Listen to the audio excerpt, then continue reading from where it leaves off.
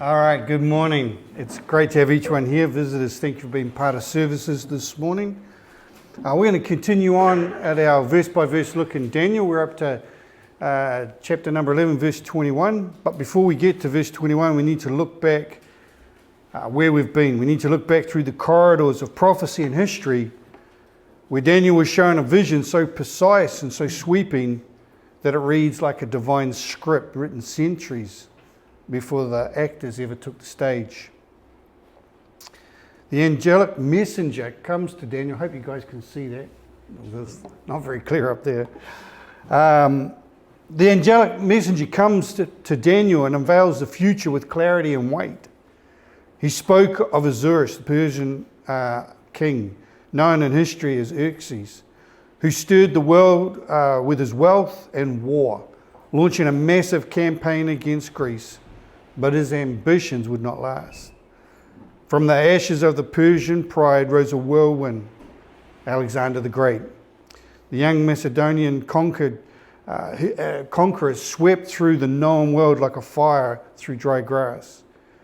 His empire stretched from Greece to India, but just as swiftly as it rose, he fell and his kingdom was shattered, not passed to his heirs, but divided among his four generals.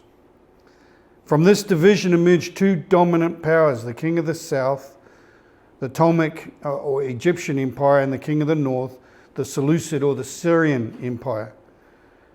Their rivalry would span generations, and the land of Israel, God's covenant land, would become a battleground trampled by armies and torn by treaties. Then came Antiochus III, known as Antiochus the Great. He was bold, he was ambitious, and for a time victorious. He reclaimed territory, challenged Egypt, and even threatened Rome. But his greatness was short-lived. His defeat at the hands of Lucius Scipio Asiaticus marked the beginning of the decline and soon his death. And now the stage is set. The curtain raises on verse 21. And a new figure steps into view. Not great, not noble, but contemptible. Here's Antiochus IV, or Antiochus Epiphanes, a man who did not inherit honor, did not inherit the kingdom or the throne, but seized power through deceit. He will not merely wage war, but he will wage war against holiness itself. This morning we pick up the prophecy where the shadows deepen. We move from the political conflicts to the spiritual conflicts, from kings and empires to a tyrant who will defile the sanctuary and persecute the faithful. But even in the darkness, the light of God's sovereignty shines, because the God who foretold these events is the God who reigns over them. And the God who preserved his people is the same God who preserves his people now. So let us open our hearts and our minds in the scripture, because what Daniel saw is just not history, it is a mirror, and it is a warning, and it is a call to stand firm in the truth.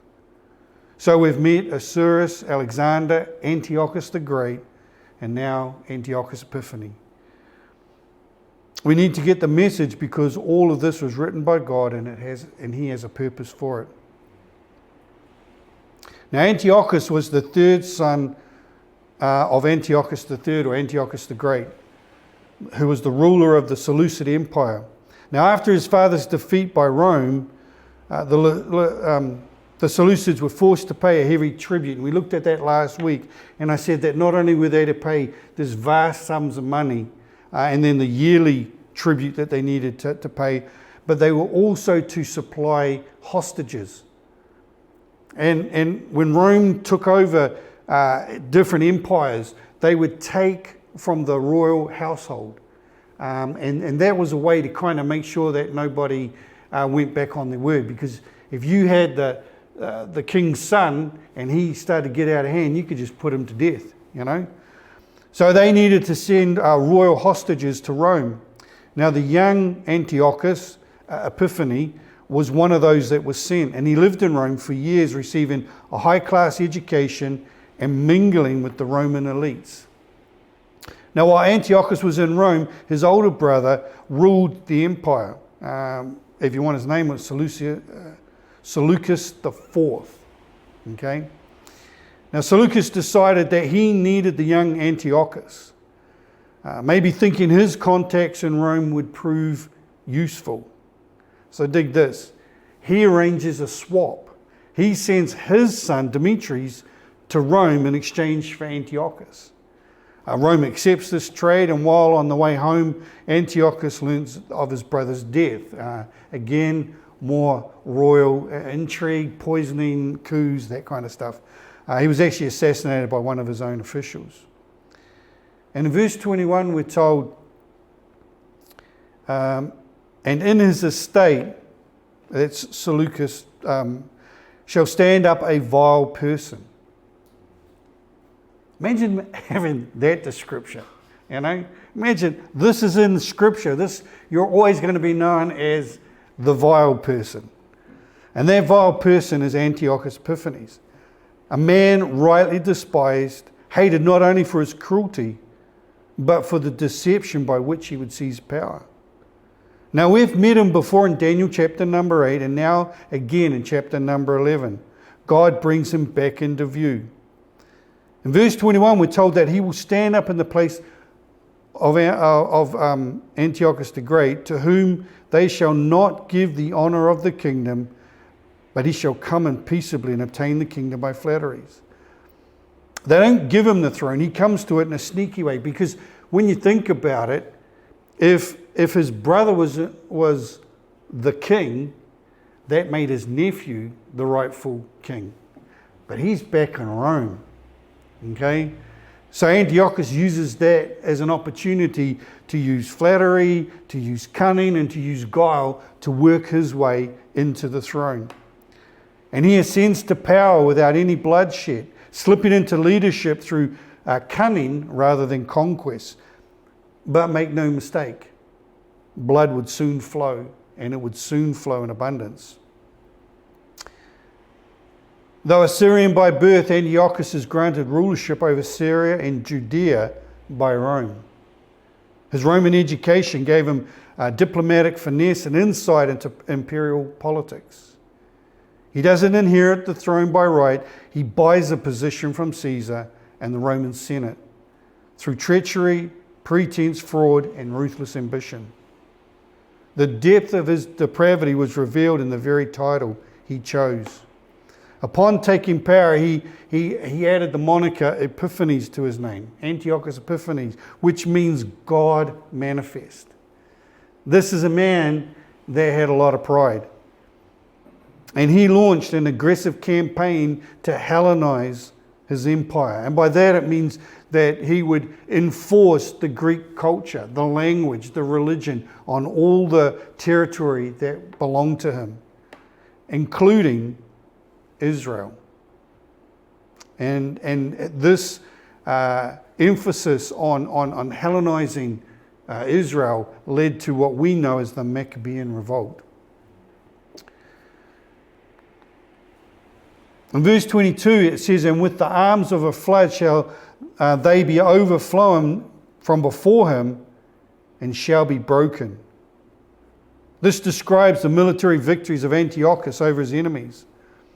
In the final line of verse 22, the angel reveals a chilling detail. He says, "Yea, also the Prince of the Covenant." Now this phrase is widely understood by scholars to refer to the high priest of the time, Onias, I think is how you pronounce his name. And he was a faithful high priest. He taught the law. He led the worship of Israel. And he stood up as the spiritual anchor for the nation. But Antiochus, as ever the master of manipulations, enters into terms with the high priest, and they have this kind of alliance. And on the surface, it appears to be a great thing. But beneath the veneer of peace lies poison. Antiochus has no interest in honouring the covenant or the priesthood, and his goal is control. And we see that Antiochus, while he remains friendly with Onias, he is actually working behind the scenes to replace him. And what follows was betrayal of the highest order. Onias was a legitimate high priest of Israel and a staunch opponent of Hellenization. And if you want people to do things your way, you don't need a high priest saying, this is wrong.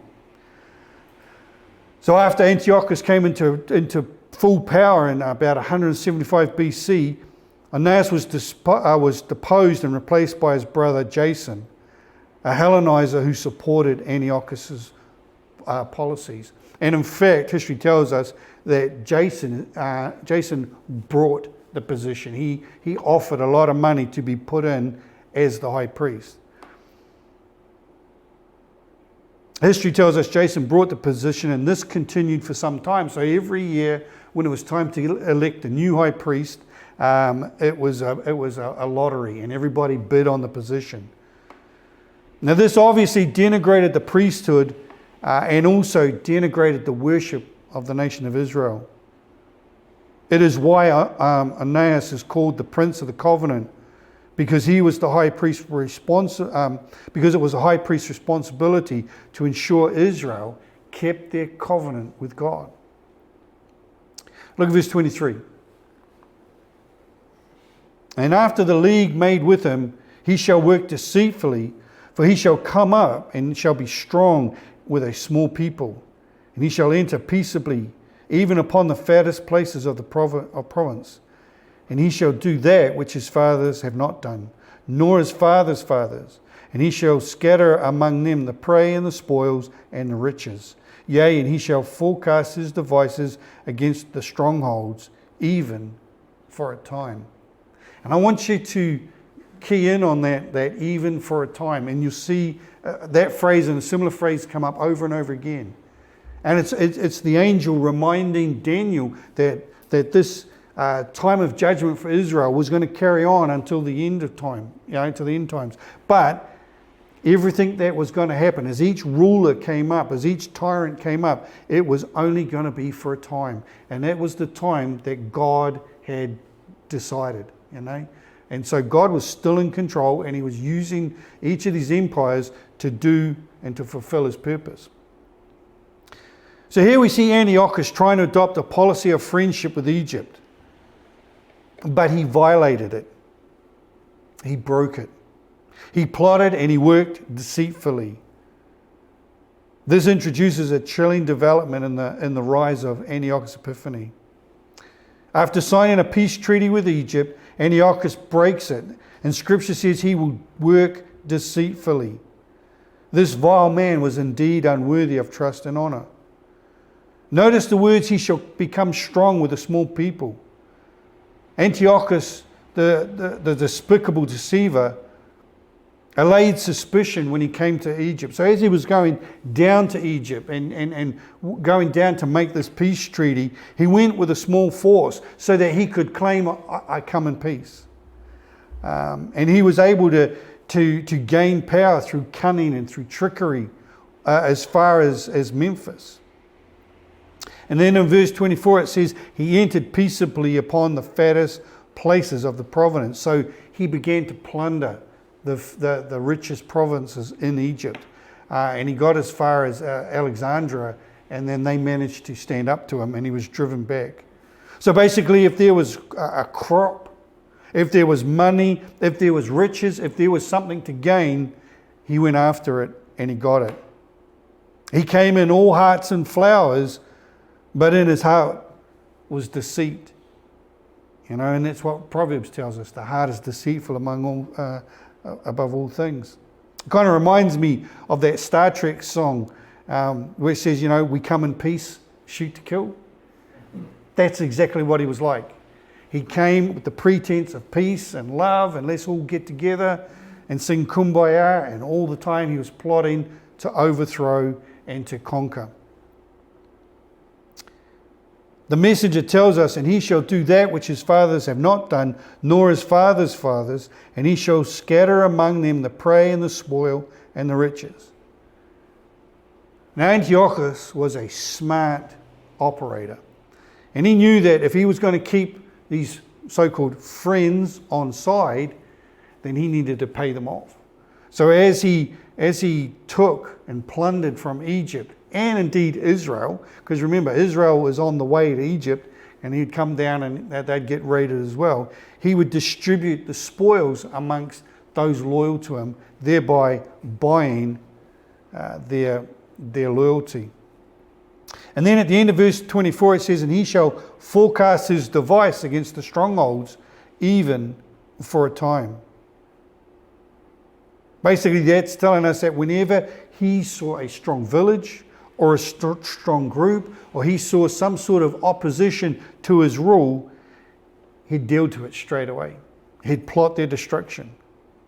So on one hand, he looks like Robin Hood because he's stealing from the bad guys and distributing it over here. But on the other hand, anything that begins to move against his kingdom and against his rule was put down, and it was put down fast. And what you need to understand here is he's building this, this incredible power base. Look at verse 25. And he shall stir up his power and his courage against the king of the south. Again, that's Egypt.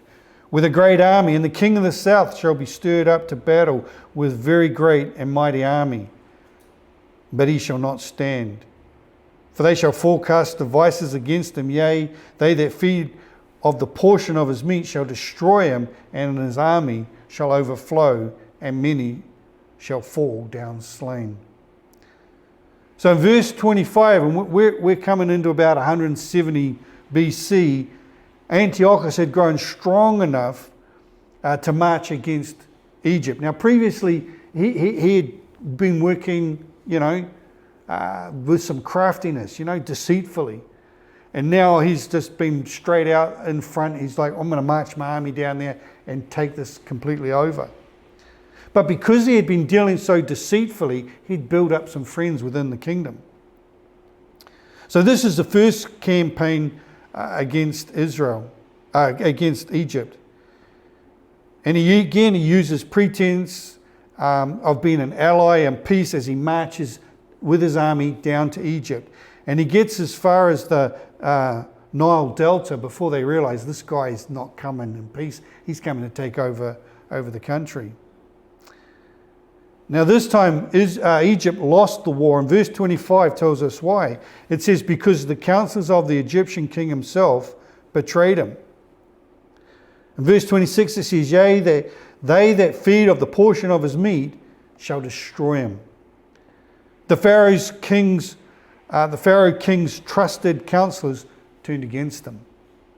The very men that ate with him at his table plotted against him. Now, when we read over that, we just think, yeah, okay, get it. But this phrase, they that feed of the portion of his meat shall destroy him, is a powerful expression.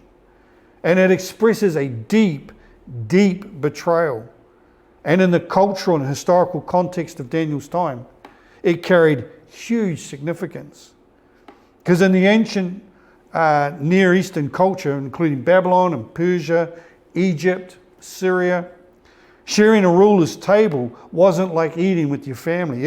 It symbolized intimacy and privilege. Only the trusted advisors, the trusted noble people, and the trusted allies would be invited to dine at the king's table.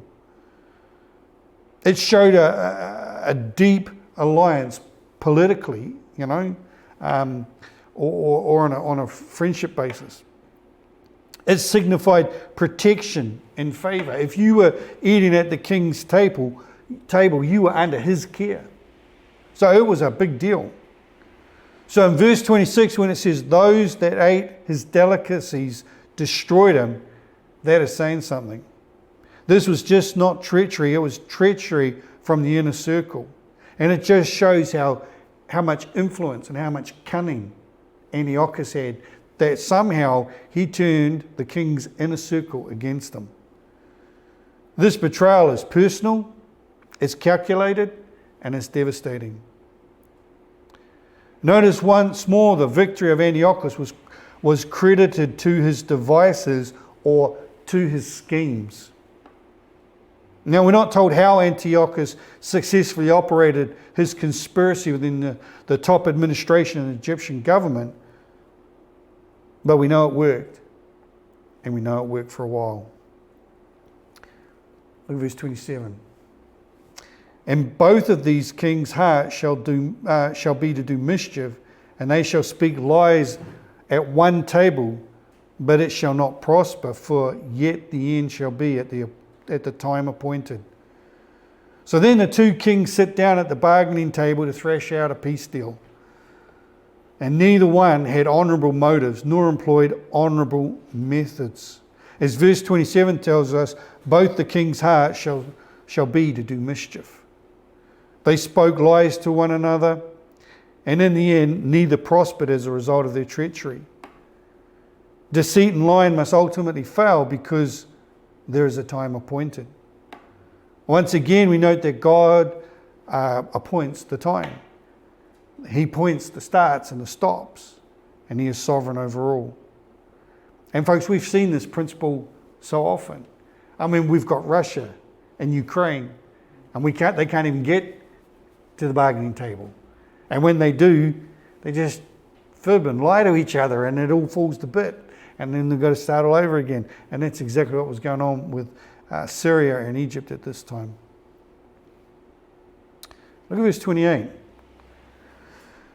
Then shall he return into his land with great riches, and his heart shall be against the holy covenant, and he shall do exploits and return to his own land. In 168 BC, Antiochus returns to Syria with many possessions, which were the spoils of his military conquests. And again, he passes through Palestine to get to Syria, and he loots the temple and steals sacred vessels and steals temple treasure. Notice the phrase, and his heart shall be against the holy covenant, and he shall do exploits.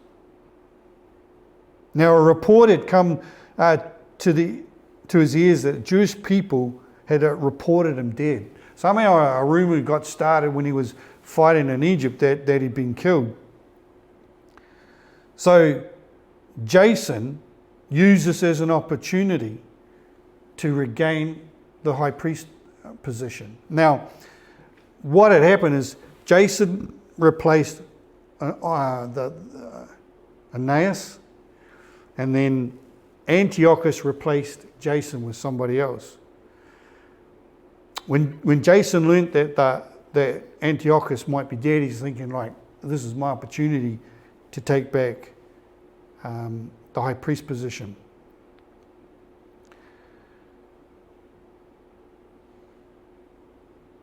So he gets 1,000 men together, and he attacked Jerusalem, attempting to reclaim the high priesthood. The current high priest fled to Acre, the fortress which was a Syrian stronghold in Jerusalem, for protection. When Antiochus heard of the fighting in Jerusalem, he mistakenly interpreted it as a full-scale Jewish revolt against his rule. You know, so basically what you had were two high priests fighting out to become the high priest. What we'd call a little skirmish. Antiochus heard it and thought, man, Israel's revolting. So he determined to teach the Jews a lesson they would never forget. Antiochus launched a savage assault on Jerusalem, in which 40,000 were massacred and another 40,000 were sold into slavery. The temple was looted, and this marked the beginning of the abomination of desolation and the events that led to the Maccabean revolt. The phrase, and he shall do exploits, implies bold, aggressive action. And I'm sorry, but you kill 40,000 people and sell another 40,000 off into slavery, that's aggressive. Historically, this included installing Malaius as the high priest, or the current corrupt high priest, we should say, who supported Hellenization and also supported Antiochus. He also suppressed traditional Jewish worship, using bribery and flattery to win over Hellenized Jews who marginalized the faithful. So I want you to understand this. Antiochus puts in his high priest, who supports introducing the Greek culture, the Greek language, and the Greek religion, and supports Antiochus. And his high priest begins to malign and to suppress some of the Jewish traditions and some of the Jewish worship. And then he goes out and he gets the Jewish leadership in Jerusalem, those that support Antiochus and those that support Hellenization, and he bands them together, and they start to put pressure on the faithful Jews that still wanted to worship God in the temple the way God prescribed. Now, after these acts, Antiochus returns to Syria, but the seeds of persecution have been sown. His rage against the covenant and God's covenant people will erupt fully after his second failed Egyptian campaign, which is described in verses 29 to 30. So Antiochus had already defeated Egypt once in 170 BC, and he installed Ptolemy the sixth, his nephew, as a puppet ruler. But the Egyptians, particularly the citizens of Alexandria, rejected this arrangement and set up a rival government led by Ptolemy the eighth. I've got Roman numerals, so I've got to make sure I say the right number. It's like, man. So Ptolemy the eighth and his wife Cleopatra the second. And remember, this is not the same Cleopatra as the movie. She's about Cleopatra the sixth. So Antiochus saw this as a threat, and so he decides to return to Egypt to take control and to eliminate the competing fractions. So you have most of Egypt, which is ruled by Ptolemy Philometor, and then Alexandria is being ruled by Ptolemy Eugetes, I think is how you say his name, and Cleopatra. And what happens is these two guys form an alliance and say, let's not fight against each other. Let's not have any civil wars. Let's band together and let's fight against Antiochus. And Antiochus knew this was a potential, and he's like, we got to put this down, and we got to put it down now. So verse 29, and at the appointed time, again, at the appointed time, who's in control? Sovereign God. He will return and come towards the south. Antiochus will invade Egypt a second time, but it shall not be as the former or as the latter. It ain't going to go as well as it did in the first time. But this time, it's going to be different, and Antiochus will not have it his own way. Now, have you ever seen those old movies where the cowboys are surrounded by the Indians? And then off in the distance, you hear the sound of the cavalry coming in. Well, that's what happens in verse 30. It says, for the ships of Shittim will come against him. This is a reference to Rome. Egypt calls out to Rome for help, which resulted in them sending the Roman commander Gaius Populus Lianus, who confronted Antiochus and told him to withdraw from Egypt or face the wrath of Rome. Now, history records that when Antiochus met Gaius with a friendly greeting and held out his hands, Gaius simply walked over to a table and placed his hands on the tablets, which were the written decree from the Senate. In other words, it was the treaty that he expected Antiochus to sign, or else face the wrath of Rome. So Antiochus comes in, all smiles, friendly, and all the time plotting how am I going to weasel out of this one. Puts his hand out, and Gaius simply puts his hand on the tablets and says, you need to read these first. Now, after reading these tablets, history tells us that Antiochus told Gaius, hey, listen, I'm going to get together with some of my counselors. We're going to think about this. We're going to talk about it. And we'll come back to you and we'll let you know what we're going to do. Now, Gaius was a stern soldier. Not a real diplomat by any stretch of the imagination. And history tells us that he took a stick and drew a circle around Antiochus and said, before you step out of the circle, give me a reply to lay before the Senate. So Antiochus is trapped. He thinks about it for a few moments. He hesitated. probably astounded by such an order. And he finally says, I will do what the Senate thinks right. In other words, he's like, man, I'll sign it, I've got no choice. And then it carries on in verse 27, it says, therefore he shall be grieved and return. Antiochus submits to the request of the Roman Senate not to invade Egypt again. And this causes him some grief. This causes him some humiliation. So what does he do? Look at verse 30. It says, he has indignation against the Holy Covenant, so shall he do. He shall even return and have intelligence, special meetings, with them that forsake the Holy Covenant. So he gets back with the apostate Jews and he begins to raise support within them. You see, he'd been embarrassed, seriously embarrassed. And he was angry. And you'll see how angry he is. And in his heart and mind, someone was going to pay. It wasn't going to be the Egyptians because they had Rome backing them up. It wasn't going to be Rome because they were pretty powerful. That he was told, leave Egypt alone and go home. So you're angry. You're looking for vengeance. Someone's going to pay. You're going home and you got to pass through the land of Israel.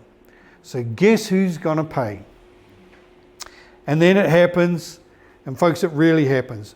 In verse 30, we're told that Antiochus will be indignant against the Holy Covenant. The word indignation primarily means to be indignant, it means to be enraged, and it means to express wrath, which we can understand. But when you trace it back to its primary root, it means to foam at the mouth. Antiochus was like a rabid dog. And this word symbolizes violent anger or violent fury. So Antiochus had shown favor to the apostate Jews, to the Jews that had walked away from the covenant, had walked away from worshipping God, had embraced the gods of Greece, and those that went along with his agenda. They were clearly anti-Semitic. And this is why, even to this day, Hellenistic Jews are despised. Look at verse 31. And arms shall stand on his part, and they shall pollute the sanctuary of strength, and he shall take away the daily sacrifice, and they shall place the abomination that maketh desolate. He is so frustrated by the Romans, he goes back to Israel and back to Jerusalem. The first thing he does is he put guards around the temple so that nobody can worship. Anybody tries to cross the line is killed. Then he stops the sacrifices. Then he completely halts the worship.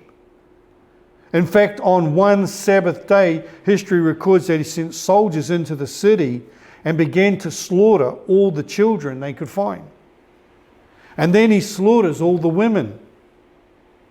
He makes heathen idolatry mandatory. He says, you will worship the gods of Greece. He makes it mandatory. And they go around and they get people and they say, bow to the statues. And if they refuse, they're killed on the spot. He then has nakedness flaunted by supposed athletes in full view of the temple grounds. He enforces the Greek culture upon the Jews. He forbade circumcision. He erects a statue of the main god of the Greeks, Zeus, in the very altar in the temple. He slays a pig on the altar in the temple and makes the priests eat the pork. He goes as far as to make a broth out of the leftover bits of the pork, and history says that he took it and sprinkled it like holy water all over the temple, thereby polluting and making the temple unclean. This is the abomination of desolation, a deliberate defilement of the sacred. Antiochus desecrated the temple, rendering it spiritually desolate.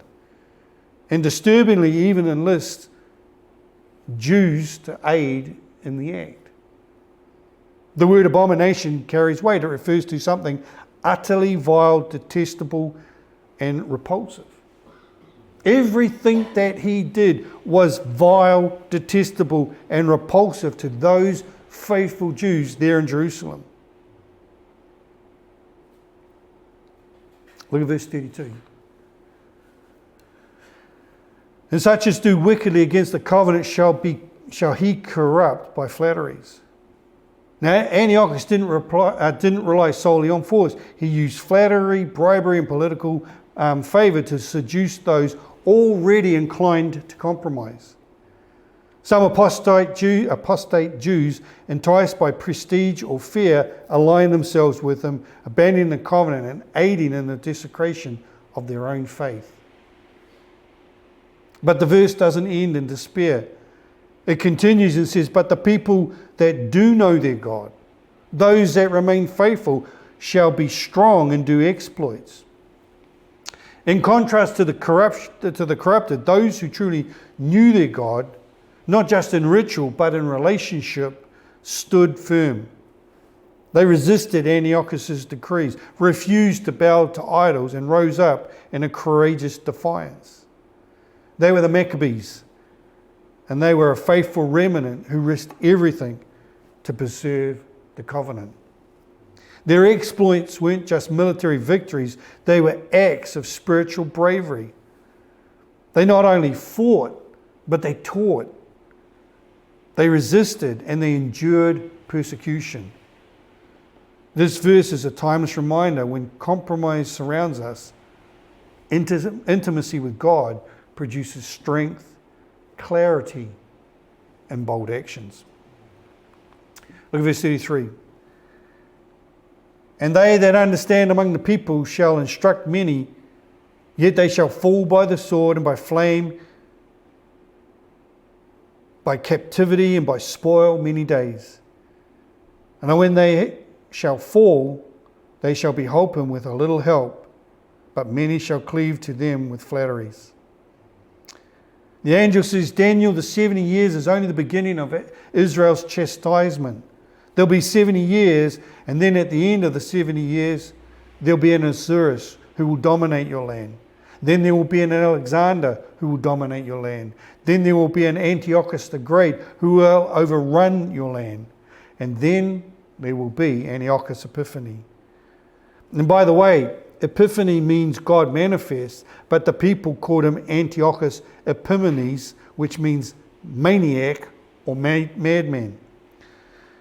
And the angel says, but there will always be occupation, and it will finally culminate in a desecration that is beyond your belief. And in verse 33 it says they will fall by the sword, by flame, by captivity, and by spoil. And that is exactly what happened. This period of time is one of the most bloodiest times in Israel's history. But in verse 34 says, and when they fall, they will be helped with a little help. This refers to temporary relief that came during the brutal persecution of the Jews under Antiochus. During this time, a faithful group known as the Hasidians rose up, devout Jews committed to preserving the law. And they're mentioned in 1 Maccabees chapter 2. And their leader was Judas Maccabees. That's why we call it the Maccabee Revolt. Judas's victories brought a measure of relief, brought a little help, but it was limited. The persecution didn't fully end and the struggles continued. Like many revolutions, not everyone joined for the right reason. As Daniel notes, but many shall cleave to them with flatteries. Some aligned with the movement for personal gain and not conviction. Verse 35. And some of them understanding shall fall, to try them and to purge them and to make them white. So why does God allow this? Well, this verse 35, gives us the answer. God allowed this occupation and this persecution of the Jews in order to test and to purge and to refine. It's a process of burning off the dross, removing what's impure so that what remains is holy. Folks, suffering is a way of stripping away illusion. When distraction looms and everything else fades, your thoughts go straight up. In the furnace of affliction, faith is either consumed or purified. And those who truly know their God come out shining. But here's the thing. God is not finished with the purging process. We understand that. We see the hardship that Israel faces even today. And we need to understand that this is all part of God's refining process. Now here's the interesting thing. God hasn't written Israel off. He has every right to, but he hasn't. Despite centuries of rebellion, despite having received the covenant and promises, he continues to reach out, and he's continuing to purge and refine and prepare his special people. We need to understand that we've just witnessed 400 years of history. Israel has been going through this